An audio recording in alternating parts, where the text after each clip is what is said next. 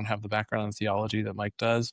But it's been really helpful to have those different perspectives as we start having these conversations that are not always easy because, believe it or not, people don't like speaking about death. In fact, it is something I am fundamentally and horribly uncomfortable with, and I have had to find a way to build my comfort level with being able to talk about it, um, uh, so that we can move this work forward. And in order to do that, it means that we have to move this work forward because it is about protecting not only people that I care about, but about providing those mechanisms to protect anyone who wants to avail themselves of them when they are interacting online. And all of us are eventually going to die, whether we like it or not.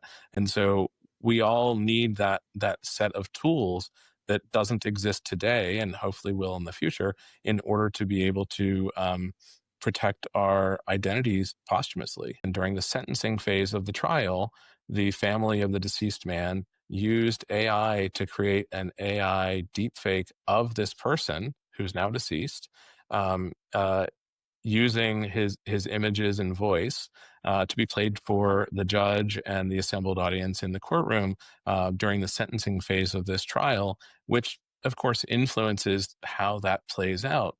And for me, I feel horribly uncomfortable with these kinds of things.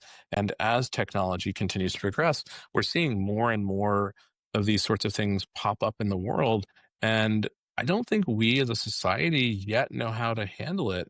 And I think both Heather and Mike would agree that these are challenges that we need to describe and document so that we can then begin to work to find solutions. And so this really calls for a rethinking from identity professionals like ourselves, from large platforms, the Metas, the Googles, Apples, et cetera, of the world, LinkedIn, to enable mechanisms for individuals to proactively make decisions about what happens to those digital assets when they pass away. And we talk about it in terms of death quite often because it's kind of baked into the name. But this also applies to cases where you become incapacitated, and that incapacitation may be permanent.